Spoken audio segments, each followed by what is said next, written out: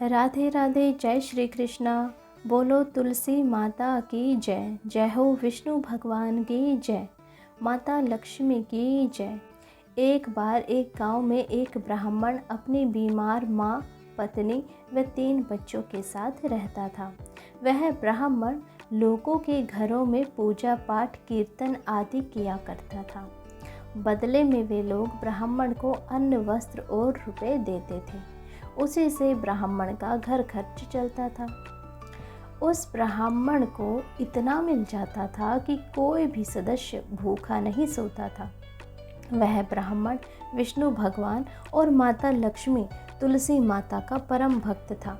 वह बड़ा ही धर्मात्मा, दयालु स्वभाव का था। लेकिन ब्राह्मण की पत्नी को अपने पति के पुजारी वाली नौकरी पसंद नहीं थी। वह आए दिन अपने पति से कहती कि आप ये पुजारी वाला काम छोड़कर कोई दूसरा काम क्यों नहीं करते। इस पुजारी वाले काम में हम धन ही नहीं जोड़ पा रहे, बस रोज का घर खर्च ही चलता है। इस काम में कैसे धन जमा करें? कल को हमारे बच्चे बड़े होंगे, खर्चे बढ़ेंगे। मुझे आपकी ये पुजारीगिरी का काम पसंद नहीं है। तो ब्राह्मण अपनी पत्नी से कहता कि हे भगवान, मुझे दूसरा और कोई काम नहीं आता। मैं अपना पुश्तैनी काम छोड़कर क्यों दूसरा काम करूं? मेरे दादा परदादा भी यही काम करते आए हैं और मैं भी यही करूंगा। उन्हें जब कभी किसी इस काम को करने से धन की कमी महसूस नहीं हुई, तो आज हमें क्यों महसूस होगी? लेकिन पत्नी नहीं मानी। वह आए दिन अपने पति को ताने देती रहती थी। तब एक दिन ब्राह्मण की पत्नी पड़ोस की में बैठी एक पड़ोसन के पास गई तो उसने देखा कि उसकी पड़ोसन ने तो सोने के नए नए गहने पहन रखे थे। ब्राह्मण की पत्नी, जिसका नाम सुशीला था, उसने अपनी पड़ोसन से पूछा, बहन, तुम्हारे पास इतने सुंदर सुंदर सोने के कीमती गहने कहाँ से आए? तो पड़ोसन बोली, बहन सुशीला, मेरा पति नगर के राजा के पास गया और दान में उनको ये सारे सोने के गहने मिले, क्योंकि उन्होंने मेरे लिए सोने के जेवर मांगे। तो राजा ने ढेर सारे गहने दे दिए। ये वही गहने हैं जो मैंने पहन रखे हैं।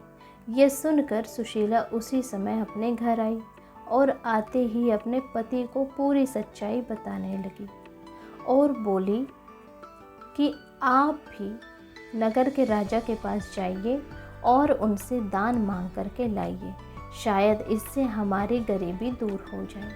तो ब्राह्मण बोला, अरे भगवान, हमें राजा का धन दान में नहीं लेना चाहिए। वह धन राजा ने नामालूम किसी तरह एकत्रित किया होगा, गरीब किसानों से सूद में लिया होगा। किसी के हक का पैसा हड़प कर हम नहीं जी सकते। ऐसे पैसों से घर में बरकत नहीं होती। भगवान, मैंने पूरी उम्र ईमानदारी से धन कमाया है, मैं ऐसे धन को दान में नहीं लूँगा। यह सुनकर सुशीला क्रोधित हो गई और नाराज़ होते हुए अपने पति से बोली कि या तो आप राजा से दान मांग कर लाइए, नहीं तो मैं अपने बच्चों को लेकर हमेशा हमेशा के लिए अपने मायके चली जाऊंगी और फिर कभी लौट कर नहीं आऊँगी। यह सुनकर ब्राह्मण बेचारा चुप हो गया। सच कहा है, बालहट, राजहट व स्त्रीहट के आगे किसी की नहीं चलती। उस रात ब्राह्मण मन ही मन सोचने लगा कि मैं राजा से ऐसा क्या दान में मांगूं कि मुझे दान भी मिल जाए और मेरा धर्म भी भ्रष्ट ना हो। पूरी रात सोच विचार कर ब्राह्मण दूसरे दिन नगर के राजा के पास महल में दान मांगना पहुंच गया। तब राजा के नौकर ने राजा से कहा कि महाराज, हमारे नगर का ब्राह्मण आया है।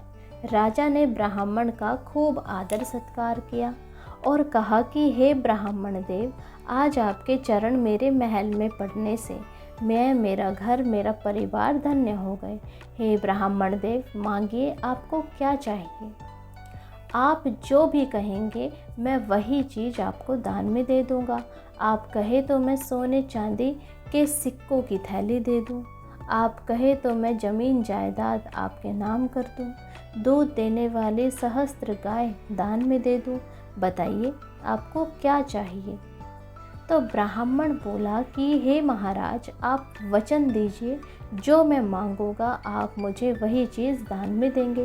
तो राजा ने कहा, हे ब्राह्मण देव, मैं आपको वचन देता हूँ, मैं एक क्षत्रिय हूँ और मैं अपना वचन कभी भी नहीं तोड़ता।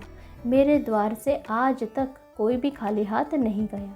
तब ब्राह्मण बोला, हे महाराज, मैं यह दान वाली बात आपको अकेले में बताना चाहता हूँ। तभी राजा ने अपने सभी मंत्रियों और दरबारियों, नौकर, दास दासियों सबको बाहर भेज दिया और फिर कहा कि हे ब्राह्मण देव, आप ऐसा क्या दान में मांगने वाले हैं कि आपने सभी को बाहर भिजवा दिया। तब ब्राह्मण थोड़ा सा सकुचाते हुए, कुछ सोचते हुए बोला कि हे महाराज, आप मुझे अपनी मेहनत की कमाई दान में दीजिए। यह सुनकर राजा भी सोच में पड़ गया कि मेरे खजाने में तो केवल राज्य की जनता से लिया हुआ धन और ये सब कुछ है, उसमें मेरी मेहनत की कमाई का तो कुछ नहीं है। तब राजा कुछ सोचकर ब्राह्मण से बोला, हे ब्राह्मण देव, मैंने तुम्हें वचन दिया है कि मैं तुम्हें तुम्हारे मन इच्छित वस्तु दान में दूंगा, लेकिन अभी मेरे राजकोष में मेरी मेहनत की कमाई का एक भी रुपया नहीं है। ऐसा करो, आप कल आना, मैं आपको अपनी मेहनत की कमाई से लिया हुआ ही धन दान में दूंगा। उसके बाद ब्राह्मण वापस घर आ गया। ब्राह्मण को आया देख ब्राह्मणी भागी भागी आई और पूछने लगी, हे स्वामी, जल्दी से दिखाइए, राजा ने आपको क्या चीज़ दान में दी है। तो ब्राह्मण बोला, हे भगवान, राजा ने कहा है कि वो मुझे कल दान में देंगे। ब्राह्मणी मन ही मन सोचने लगी कि शायद मेरे पति ने ज़्यादा धन दान में मांग लिया होगा, इसीलिए राजा को व्यवस्था करने में समय चाहिए। उधर राजा महल से अपने अल्तहपुर के कक्ष में आया और कीमती कपड़े और गहने खोलकर साधारण कपड़े पहनने लगा। तो रानी ने राजा से पूछा कि हे महाराज, आज आपने राजसी कपड़े और गहने छोड़कर साधारण वस्त्र पहनकर कहाँ जाने की तैयारी की है। तो राजा ने ब्राह्मण वाली पूरी बात रानी को बताई और कहा कि हे रानी, हमारे राजकोष में मेरी मेहनत की कमाई का धन नहीं है, तो मैं वेश बदलकर नगर में मजदूरी करने जा रहा हूँ ताकि अपनी मेहनत की कमाई का दान ब्राह्मण को दे सकूं। तो रानी बोली कि महाराज, मैं भी आपके साथ चलूँगी, शायद हम दोनों मेहनत मजदूरी करेंगे तो ज़्यादा धन कमा पाएंगे और ब्राह्मण को ज़्यादा धन दान में दे पाएंगे। तब रानी ने भी राजसी कपड़े और गहने उतार कर साधारण कपड़े पहन लिए तथा अपने दूध मुही बच्चे को भी साधारण कपड़े पहनाए। फिर राजा रानी अपने बच्चों को लेकर महल के रास्ते से पीछे के दरवाजे से पूरी नगरी में घूमने लगे। पूरी नगरी में घूमकर वे सभी से काम मांग रहे थे, परंतु किसी ने भी उनको काम नहीं दिया। तब वे एक नदी के किनारे पहुँचे। वहाँ एक धोबी और धोबन खूब सारे कपड़े धो रहे थे। उस दिन मौसम भी बहुत खराब था। राजा रानी ने उनसे जाकर काम मांगा। राजा ने कहा कि अरे भाई, हमें काम पर रख लो, हम सुबह से भूखे हैं। भगवान तुम्हारा बहुत भला करेगा और तुम्हारा बहुत उपकार होगा। ये सब सुनकर धोबी को उन पर दया आ गई और उन्हें पहचाना भी नहीं, क्योंकि वे साधारण वेशभूषा में थे। धोबी अपनी पत्नी से बोला, अरे धोबन, आज कपड़े भी ज़्यादा है और मौसम भी खराब है, क्यों ना आज हम इनसे भी कपड़े धुलवा लें ताकि शाम होने से पहले कपड़े धुलकर सूख जाएं। तो धोबन ने हामी भर दी। धोबी राजा से बोला कि अरे भाई देखो, मैं तुम्हें 4 पैसे दूंगा, अगर राज़ी हो तो काम पर लग जाओ। अब ये सुनकर राजा रानी बहुत खुश हुए। आज से पहले तो कभी उन्होंने कपड़े धोए नहीं थे, तो उनको पता भी नहीं था कि कपड़े कैसे धोते हैं। वे कपड़ों पर ज़ोर ज़ोर से डंडा मारने लगे। तो धोबी ने कहा, अरे भाई, यदि तुम ऐसे कपड़े धोओगे तो ये कपड़े फट जाएंगे। क्या तुम पहली बार कपड़े धो रहे हो क्या? इतना सुनकर राजा ने कहा कि अब क्या करें। मन ही मन राजा सोचने लगा और इतनी देर में धोबन भी आ गई और कहने लगी कपड़े धोने आते नहीं हैं और चले आए कपड़े धोने। राजा रानी डांट खाते रहे लेकिन कुछ नहीं बोले। पूरी ईमानदारी से वे कपड़े धोते रहे। बीच बीच में जब उनका बच्चा रोता तो रानी उसे दूध पिलाकर चुप करा देती और फिर से कपड़े धोने में लग जाती। शाम होते होते सारे कपड़े धुल गए। पहले कभी इतना काम किया नहीं था। तो राजा रानी दोनों के हाथों में छाले पड़ गए और वे दोनों बहुत ज़्यादा थक गए। धोबी ने जब राजा रानी के हाथों में छाले देखे तो वह अपनी धोबन से बोला, अरे धोबन, ज़रा देख तो सही, इन बेचारों के हाथों में तो एक ही दिन में छाले भी पड़ गए।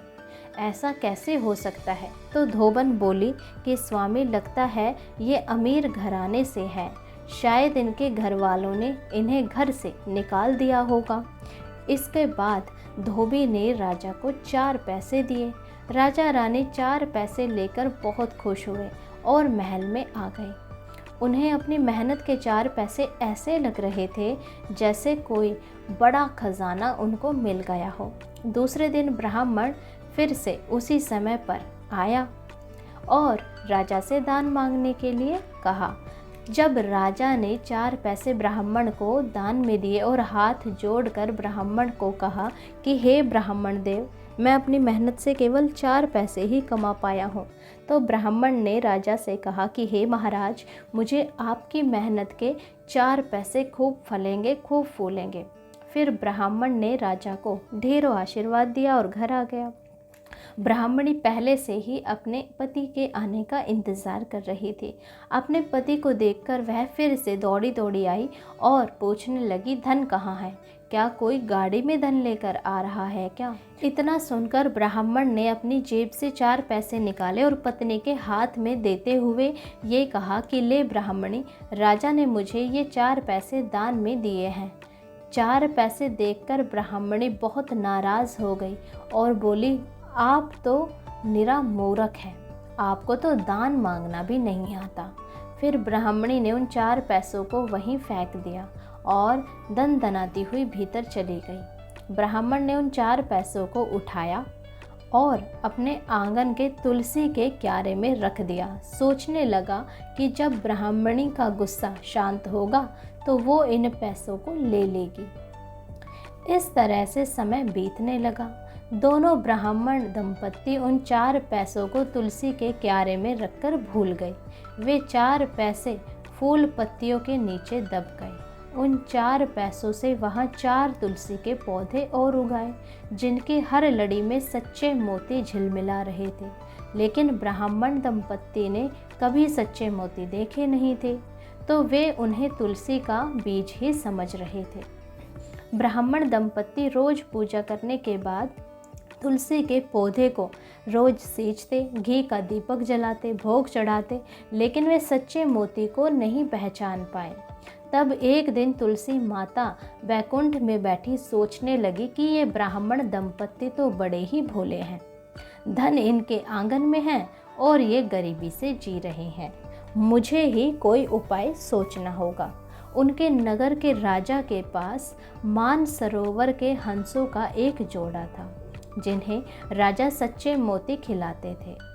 उन हंसों को मोती खिलाने के बाद ही राजा अन्न जल ग्रहण करते थे। यह राजा ने नियम ले रखा था। तब तुलसी माता ने अपनी माया से राजा के राजकोष में से सच्चे मोती गायब करवा दिए।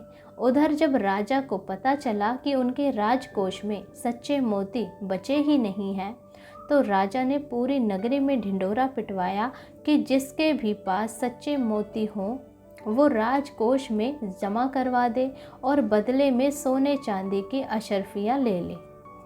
लेकिन नगर में किसी के पास भी सच्चे मोती नहीं थे। राजा मान सरोवर के हंसों को मोती नहीं खिला पाया, तो राजा ने भी अन्न जल ग्रहण नहीं किया। उसके बाद तुलसी माता ने एक बुढ़िया का रूप धरा और ब्राह्मण के घर भिक्षा मांगने पहुंच गई। तब ब्राह्मण ने तुलसी माता वेश में बुढ़िया माता को अपने हिस्से की दोनों रोटियां खाने को दे दी। बुढ़िया माई वेश में तुलसी माता ब्राह्मण के आंगन में बैठकर भोजन खाकर पानी पीने लगी। तभी बुढ़िया माई ब्राह्मण दंपत्ति से बोली कि हे पुत्र, तेरी तुलसी क्यारे में तो सच्चे मोती लटक रहे हैं। तो ब्राह्मण ब्राह्मणी मुस्कुराते हुए बोले कि नहीं बुढ़िया माई, हम तो बहुत गरीब हैं, हमारे पास कहाँ सच्चे मोती। तो बुढ़िया वेश में तुलसी माता बोली कि पुत्र, मैं सच कहती हूँ, तेरी तुलसी के पौधे में ये सच्चे मोती ही लटक रहे हैं। और वह तुलसी मैया कहने लगी कि पुत्र, मैं तुम्हें एक बात और बताती हूँ। तुम्हारे नगर का राजा 4 दिनों से भूखे हैं, क्योंकि उनके पास सच्चे मोती खत्म हो रखे हैं, और उसने नियम लिया हुआ है कि वह अपने हंसों के जोड़े को सच्चे मोती खिलाने के बाद ही अन्न जल ग्रहण करेगा। लेकिन राजा के राजकोष में तो सच्चे मोती है ही नहीं, अब वो कैसे खिलाए और खुद भी कैसे खाए। हे पुत्र, तू ये सच्चे मोती तेरे नगर के राजा को ले जाकर दे दे, तुझे 2 पुण्य मिलेंगे। एक तो मोती खाने से हंसों का पेट भरेगा, हंस के भोजन खाने के बाद राजा जो 4 दिन से भूखा है उसे भी भोजन खाने को मिलेगा। तेरे ऐसा करने से 2 भूखों का पेट भरेगा। फिर राजा तुझे इन मोतियों के बदले में सोने चांदी की अशर्फियाँ भी तो देगा, और तुम्हारी गरीबी दूर हो जाएगी। ये सुनकर ब्राह्मणी दूर हो गई। उसने झट से एक थैले में सच्चे मोती भर दिए और अपने पति को देते हुए बोली कि हे स्वामी, ले जाइए और ये मोती राजा को देकर अशर्फियाँ ले आइए, इससे हमारी गरीबी दूर हो जाएगी। उसके बाद तुलसी माता जो बुढ़िया वेश में थी अंतर्ध्यान हो गई, और ब्राह्मण भी सच्चे मोती लेकर नगर के राजा के पास चला गया। सच्चे मोती देखकर राजा ने ब्राह्मण से पूछा कि हे ब्राह्मण देव, तेरे पास इतने सारे सच्चे मोती कहाँ से आए? चोरी करी, डाका डाला, क्या किया? अभी कुछ महीने पहले ही तू मुझसे 4 पैसे दान में लेकर गया था, जब तो तेरे पास खुद के खाने के भी पैसे नहीं थे। तो सच सच बता कि ये सच्चे मोती कहाँ से आए हैं, या फिर तूने कहाँ से चुराए हैं। ब्राह्मण ने राजा को सारी सच्चाई बता दी कि हे महाराज, मेरे आंगन की तुलसी के क्यारे में सच्चे मोती लटक रहे हैं, मैं ये सच्चे मोती वहीं से तोड़कर लाया हूँ। लेकिन राजा को यकीन नहीं हुआ। राजा ने ब्राह्मण को जेल में डलवा दिया। जब ब्राह्मणी को पता चला कि राजा ने सच्चे मोती चोरी करने के इल्ज़ाम में उसके पति को जेल में डाल दिया गया है, तो उसे बहुत दुख हुआ। उसने तुलसी माता से विनती की कि हे तुलसी माता, मेरे पति चोर नहीं है, अब आप ही मेरे पति को जेल से छुड़वाइए, उनके ऊपर लगा हुआ झूठा आरोप अब आप ही मिटाइए। ब्राह्मणी की करुण विनती से तुलसी माता का हृदय पिघल गया। उसी रात्रि को तुलसी माता ने राजा को स्वप्न में दर्शन देते हुए कहा कि हे राजा, जिस ब्राह्मण को तूने चोर कहकर जेल में डलवाया है वह चोर नहीं है, उसके आंगन के तुलसी क्यारे में मेरी कृपा से सच्चे मोती लटक रहे हैं। हे राजा, तू याद कर, तूने कुछ महीने पहले ही इस ब्राह्मण को 4 पैसे अपनी मेहनत की कमाई के दान में दिए थे। उस ब्राह्मण ने उन 4 पैसों को तुलसी के पौधे में डाल दिया था। वही 4 पैसे तुलसी के पौधे में उग आए हैं और उन्हीं में सच्चे मोती लटक रहे हैं। हे राजन, तेरे सच्चे मोती राजकोष से मैंने ही गायब करवाए थे और मैंने ही इस ब्राह्मण को सच्चे मोती देने के लिए भेजा था। हे राजन, तू सुबह होते ही इस ब्राह्मण को छोड़ दे, साथ ही खूब सारा धन भी दे। अगर तूने ऐसा नहीं किया तो मैं तेरा राजपाट सब कुछ नष्ट कर दूंगी। अगले दिन जब राजा उठा तो उसने दरबार में सभी को अपने सपने वाली बात बताई। तब एक बुजुर्ग था जो बहुत समझदार था। उसने कहा कि हे महाराज, इस ब्राह्मण के ऊपर तो तुलसी माता की कृपा है। उसी समय राजा ने ब्राह्मण को जेल से निकलवाया और दरबार में बुलाकर राजा ने ब्राह्मण से अपनी गलती की माफ़ी भी मांगी, साथ ही उसे खूब सारा धन दान में भी दिया।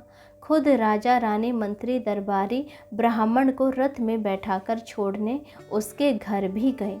राजा रानी ने ब्राह्मण के आंगन के तुलसी क्यारे को देखा, मिट्टी हटा कर देखा तो उसमें वही 4 पैसे थे जो राजा रानी ने मेहनत मजदूरी करके ब्राह्मण को दान में दिए थे। ब्राह्मण के तुलसी क्यारे में सच्चे मोती लड़जा हो रहे थे। यह देखकर राजा, रानी, मंत्री, दरबारी सभी को महान आश्चर्य हुआ। उसके बाद राजा ने पूरी नगरी में ढिंढोरा पिटवा दिया कि सभी को तुलसी माता की पूजा करनी चाहिए, घी का दीपक जलाना चाहिए और मेहनत की कमाई ही खानी चाहिए, क्योंकि मेहनत से कमाया हुआ धन ही फलता फूलता है। हे तुलसी माता, जैसे आप ब्राह्मण के ऊपर टूटी वैसे सबके ऊपर टूटना, सबके ऊपर अपनी कृपा दृष्टि बनाना, कहानी कहने वाले, सुनने वाले और हुकारा भरने वाले सबका भला करना। बोलो तुलसी माता की जय। तो आपको ये तुलसी माता की कथा कैसी लगी हमें कमेंट सेक्शन में ज़रूर बताएं। जितना हो सके वीडियो को शेयर करें, हमारे चैनल को सब्सक्राइब करें, ताकि आपको ऐसी अनोखी कथाएं सुनने को मिलती रहें। राधे राधे, जय श्री कृष्णा।